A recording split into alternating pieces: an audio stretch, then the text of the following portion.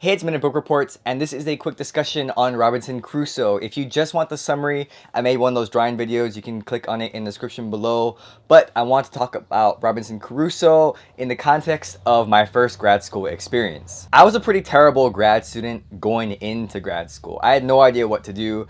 I didn't really like English all that much, but I went back anyway, mostly because I thought it'd be a good challenge. So when I got to my first graduate course, I was totally unprepared. But fortunately, my college had a Intro to Grad Studies class where it took all the first year grad students and kind of taught them how to be a grad student. Robinson Crusoe was the book that we would focus on in this course, and it was great because we had the entire semester to work on it. Because normally in grad school, you have like 4 or 10 books you have to read throughout the whole class and then write papers about them. So it was nice that I was able to focus on just one book, have the time to read it, and then we could talk about it throughout the class. So again, I had no idea what I was doing. So when it came time to pick topics for our books, what I did was I just did what came natural to me, which was try to find the most interesting idea I could think of, which at the time was based on the text. Where is Robinson Crusoe's island in real life? People weren't really impressed with that idea. It kind of surprised me because I thought this is going to be great. Everyone's going to think, wow, this guy is so insightful and genius. But then they looked at me kind of strange, and my professor sort of didn't really respond like I thought he would. And at the end of class, he actually pulled me aside and said, you know, I thought about your idea. That's not really what we do here. And I thought, well, why not? Because I thought that's what we do. We read books, right? We read books and we talk about them in cool and interesting ways. And he said, well, that's more like geography. You know, like what would the point be if you were to even figure out where the island was? Like, why is that so important? How does that affect the reader? And those were things I never really thought about. So instead of being a part of the English discussion on Robinson Crusoe, what I did was I took myself out of it and I brought it into a different major completely. So I was feeling pretty discouraged about that because I thought, well, if I can't do that, then what am I going to do? And I heard my classmates, they were talking about all these lit theory things. It was so impressive and amazing. And I thought, well, I'm never going to be like that. That's not my interest and that's not really my thing. So then I thought maybe I'm not grad school material. Maybe I should just quit. But then the professor said something about what I could do, and basically his advice was, if you want to write a paper for grad school, I guess any scholarly, type of setting, what you need to do is you need to find the conversations that are happening already, read them, pick one, and then join that conversation and be a part of it and contribute to it. I didn't have to invent conversations. I didn't have to invent ideas as if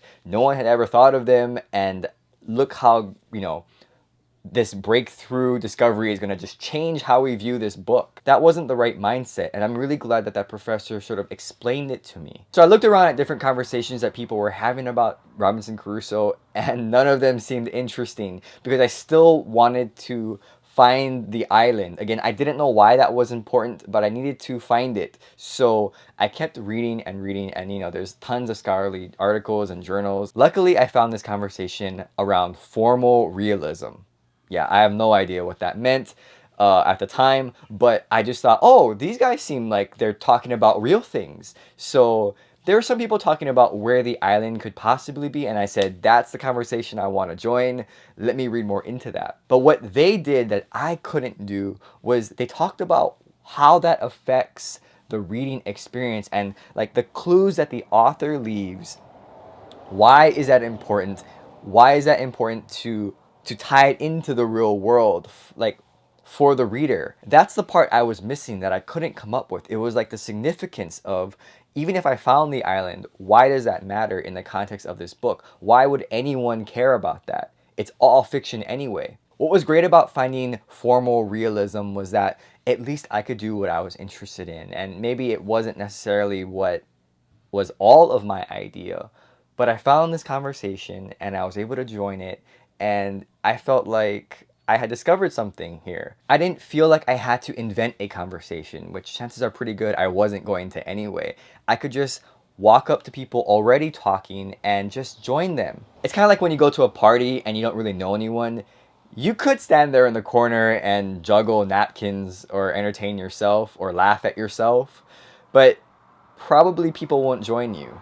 Instead, what you could do is you could just walk up to people who are already talking, just stand there and listen. And chances are you'll kind of get the flow of what's going on, and you'll be able to contribute maybe a sentence here or there. And then maybe the circle will open up for you, and then you could start talking and being a part of that. And I think that's what a lot of academic writing is about. And that's not all of what it's about, but that's the way that I've had to sort of view it in order for it to make sense to me, because I thought it was these like old guys who would have these like crazy ideas and they were just geniuses and everyone else is just sort of celebrating these ideas. But because of what my professor said about just find a conversation that you do enjoy and listen, see what people have to say, and then be a part of that, I thought, well, I can do that. You know, that doesn't seem too difficult. I think it comes down to acknowledging those that came before us and then finding a way that we can fit in with them. So I think Robinson Crusoe will always have that place for me as the book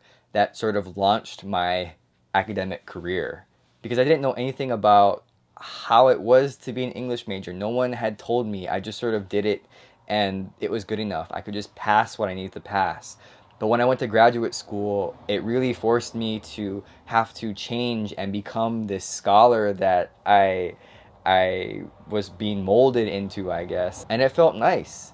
You know, it felt nice to be challenged and to be a part of a club of other people who had similar interests. And I'm not saying everyone needs to be a part of this conversation or club. It's if you want to pursue that, or you are interested in talking about books, or you're interested in learning more about why things are the way that things are, there's going to be a conversation for you with most books, and you don't have to feel like you're by yourself. I guess that's why books are so fun. That's why being an English major is so much fun, because at the end of the day, it's just books, right? Why do they matter? And I hope that people can understand that books matter because they're just a way for us to express our own thoughts based on our own lives and experiences. So grad school, there it is. That's my experience when I first started. So hope you enjoyed this video. Thank you so much for watching, and I'll see you next time.